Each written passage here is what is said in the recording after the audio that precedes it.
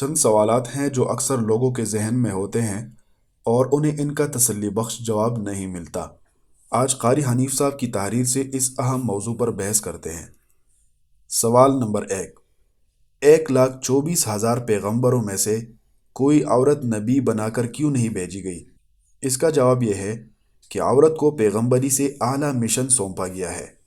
وہ پیغمبر پیدا کرتی ہے اور ان کی دیکھ بھال کرتی ہے۔ سوال نمبر 2، عورت کو جنت میں کیا ملے گا؟ اس کے بارے میں قرآن میں کوئی واضح انعامات نہیں ہے۔ جواب یہ ہے، اس لیے کہ جنت میں مرد و زن سب کو ایک جیسی سہولیات دستیاب ہوں گی۔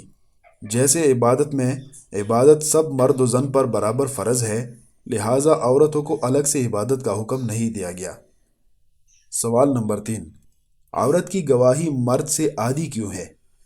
جواب یہ ہے کہ عورت کی گواہی عادی نہیں، بعض صورتوں میں تو 4 مردوں کے مقابلے میں اکیلی دائی کی گواہی طاقتور ہوتی ہے۔ جو دائی ہوتی ہے وہ بچے کے بارے میں جو بھی گواہی دے وہ 4 مردوں سے زیادہ طاقتور ہے۔ کیا ڈبل بینچ کا فیصلہ آدھا ہوتا ہے یا 4 ججز کے بینچ کا فیصلہ چوتھائی ہوتا ہے؟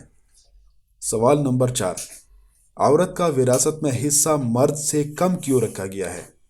جواب یہ ہے کہ باپ اپنی زندگی میں اپنی بیٹیوں کو ساری جائیداد بھی دے دے تو جائز ہے۔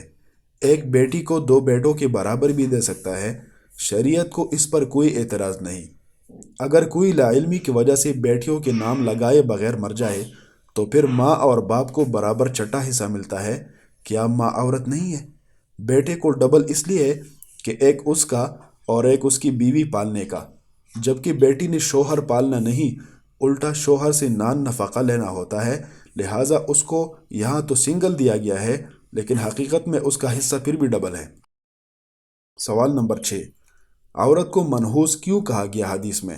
جواب، عورت کو منحوس قرآن نے ہرگز نہیں کہا اور نہ ہی حدیث میں، بلکہ برکت والی کہا ہے کہ جس کے پاس کھڑے ہو کر پیغمبر زکریا علیہ السلام نے دعا مانگی تو رب نے قبول کر لی۔ روایت میں بھی یہی کہا گیا ہے کہ اگر نحوست نام کی کوئی چیز ہوتی تو فلاں فلاں میں ہوتی، مگر نہیں ہے۔ یہ اگر کہہ رہی ہے کہ نحوست کوئی چیز ہے نہیں، جیسے اللہ پاک فرماتا ہے کہ قُلْ إِنْ كَانَ لِلرَّحْمَنِ وَلَدٌ فَأَنَا أَوَّلُ الْعَابِدِينَ، کہہ دیجئے کہ اگر رحمان کا بیٹا ہوتا تو میں سب سے پہلے اس کی عبادت کرنے والا ہوتا، مگر ظاہر ہے کہ اللہ پاک کا کوئی بیٹا نہیں ہے۔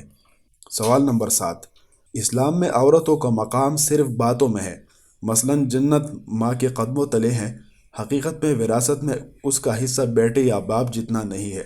جواب یہ ہے کہ وراثت میں ماں کا حصہ باپ جتنا بھی ہے، یعنی چھٹا حصہ۔ وراثت ذمہ داریوں کی نسبت سے تقسیم کی گئی ہے، مقام و مرتبے طے کرنے کے لیے نہیں ہے۔